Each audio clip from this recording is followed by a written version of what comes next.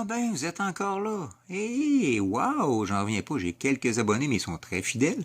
Ce que je constate, c'est qu'après quelques vidéos absolument wow, amateurs, vous avez trouvé l'intérêt quand même à rester avec moi comme ça. Donc, je me suis dit, tant qu'à présenter des choses intéressantes, aujourd'hui, je vais leur présenter quelque chose de particulier. Donc, c'est un trou dans le bois ici. Hein, voilà, Monsieur Focus, merci. Et c'est un trou dans le bois de ma table de salon. Bon, en fait, c'est un coffre de salon, mais c'est pas grave. Non, c'est pas ça que je vais vous présenter.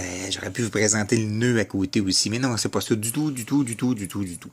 En fait, je suis un collectionneur, ben pas collectionneur, un ramasseux de cossins variés qui m'intéressent, en particulier surtout du vintage entre deux guerres, puis bon, jusqu'à maintenant, en fait, mais plus c'est vieux, plus ça m'intéresse, plus c'est spécial, plus ça m'intéresse. Donc, on va commencer aujourd'hui avec un premier objet qui est là. Bingo! Eh ouais, c'est pas évident de deviner c'est quoi comme ça. On voit qu'il y a un bidule qui se visse. OK.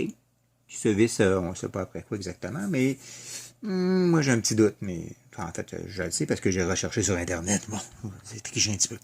Et ici, on a des connexions électriques. Si, monsieur, ouais, c'est beau ça. Électriques qui ressemblent bizarrement à des connexions qu'on a sur une auto d'habitude. Une vis qui manque. Une vis qui est là. Oui. Non. Oui. Aïe. Voilà. Elle est là. Hein. Pas de mon temps avec ça. Et puis sur le côté ici en fait, c'est le dessous de l'appareil, ouais. On a un numéro de série qui est un numéro qui est... c'est difficile à faire avec une caméra dans les mains. 62. Moi, j'imagine que c'est 1962. Je suis né en 64. Donc, c'est né avant moi. C'est plus vieux que moi. Donc, je lui dois respect puis arrêter de le taponner comme ça. C'est ce que je vais faire. Donc, et à côté, on a 7288 qui apparaît là. Là. Ah, ok, j'ai le doigt sur le piton, évidemment. Voilà, j'ai aucune idée de ce que ça veut dire. Donc, on a perdu notre temps à attendre que ça fasse un focus. Et on va regarder d'autres facettes de l'objet. Et on y revient. Bon, donc, après avoir ajusté mon appareil et évité qu'on... Et on voit mes doigts en là. Ah, c'est chromé, c'est pour ça. Mais vous ne me verrez pas le visage pareil. C'est un secret. Donc, on a le côté du bidule, le dos du bidule avec quelques vis, une en fait, et l'autre côté du bidule, et c'est pesant, c'est vraiment lourd, le dessus du bidule, qui reflète très bien mon appareil cellulaire, qui essaye de faire de son mieux pour faire du focus comme d'habitude. Ce qui est intéressant, c'est cette partie-là. On prend encore quelques muscles. Voilà. Ce qu'on voit ici, c'est un, comment est-ce qu'on dit ça? Un taximètre. Ouais, grand nom, taximètre. Avec, c'est le devant, on a la clenche et tout ça. Et si on regarde de plus près, bon, évidemment, la patente ici, ça devait se relier sûrement sur, pas le speedomètre, mais le bidule qui compte à kilométrage, là, que je me rappelle pas le nom, je me rappelle jamais des noms de rien. La mienne, je me rappelle même pas. C'est pour ça que je me suis appelé Steel Clown, c'est plus facile. Bon, voilà. On a ici les indications dans la petite vitre qui est là. Et on a le prix à payer, évidemment. Et ici, en haut, c'est si le taxi était libre ou pas. S'il est libre, ça marche pas, ça compte pas. Et on avait une petite planche là qui engageait, qui engageait le compteur ou pas pour dire s'il était plus libre, en fait. Même qu'à l'époque, il y avait dans ce petit carré là, que j'arrive... Ben, merci mon appareil. Que j'arrive pas à définir.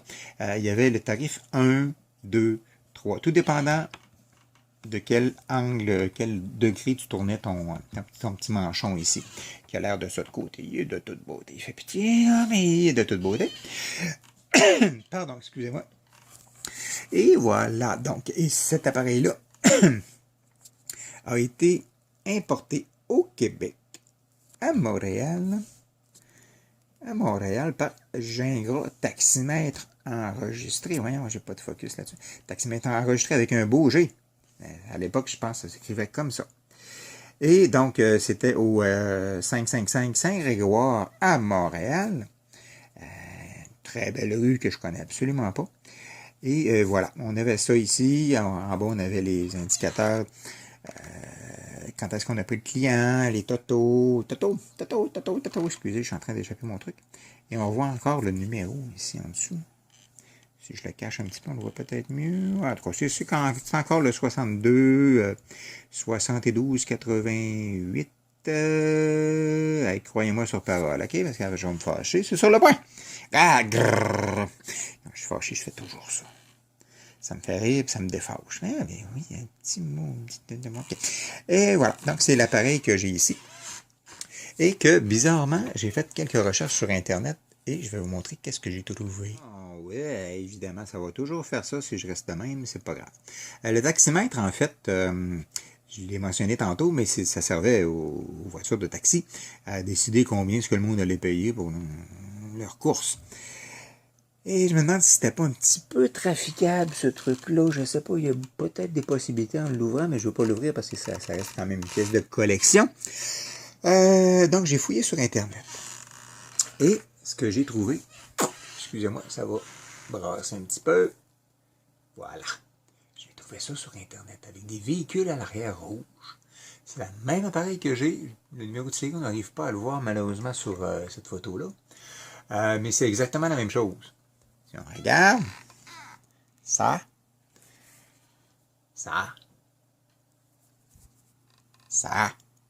c'est pas le même montant, évidemment, mais il ne faut pas être trop têteux. Donc, ça, c'est l'appareil. En fait, c'est une publicité qui parlait de cet appareil-là. Et la publicité a été faite chez le manufacturier. On commence à avoir des idées, là. Voilà. À Paris. Le Cotax présente le modèle 500 quelque chose, 502, le taximètre. Donc, finalement, c'est un truc qui était importé par Gingras taximètre enregistré, qu'on a vu ici, là. Ben oui, encore. Bon. Il est là. Paris, le Cotax. 33 bis, 3B en fait, de l'Essal. C'est pas clair. À Paris, avec un petit V qui commence, je sais pas qu'est-ce que ça veut dire. Peut-être qu'on le voit là. Le petit V. Ouais. Mettons que... Bon, c'est pas grave, on va dire que c'est un petit oubli de ma part, j'ai pas vérifié pour vrai. Ceci dit, ça reste quand même un très bel appareil, c'est sûr.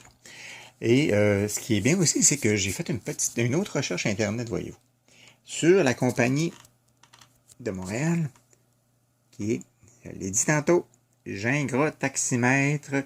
Voyons, me fâcher, encore. Taximètre enregistré, qui était sur la rue au 555 Saint-Grégoire à Montréal, avec le téléphone 272 39, et que là, je ne vois plus du tout le numéro 3924, si je ne me trompe pas. Voilà, pas pantoute, tu m'énerves.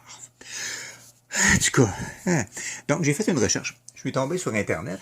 On va changer la page tout bêtement. Excusez-moi, je vais juste aller là. Et je suis tombé sur leur site web de Gingras Taximètre Incorporé. L'équipe la plus expérimentée au Québec. Je peux bien le croire. J'ai une pièce de 1962 qui date d'eux.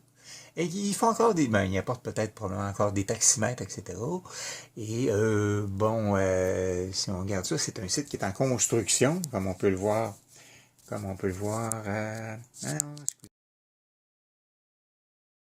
Comme on peut le voir, j'ai pesé sur le mauvais bouton puis j'ai éteint mon cellulaire en vous parlant. Comme d'habitude, je suis un grand maître de la technologie. On m'appelle le technologue, n'est-ce pas? Et non, pas en tout. Donc, c'est sûr, c'est un site qui est en construction.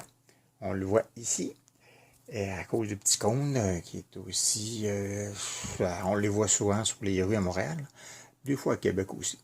On a l'accueil, nouvelles, produits. À propos de nous, et contactez-nous. Ben voyez-vous, il n'y a rien de ça qui marche parce que c'est en construction.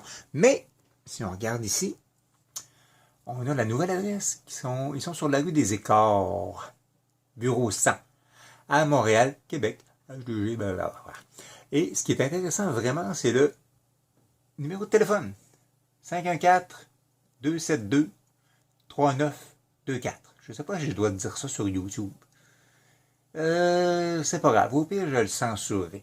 Ce qui veut dire, si on regarde juste le 272-3924, wow, excusez, ça bouge. Et on regarde l'étiquette ici, qui date de 62. 272-3924. Super intéressant. Franchement, là, c'est un beau petit morceau que j'ai ramené là. Et bon, ben, je voulais au moins finir sur une bonne note. On va faire un focus qui marche. Voilà. Et c'est ça, je voulais juste vous le montrer. Montrer des choses intéressantes, des fois, c'est toujours agréable.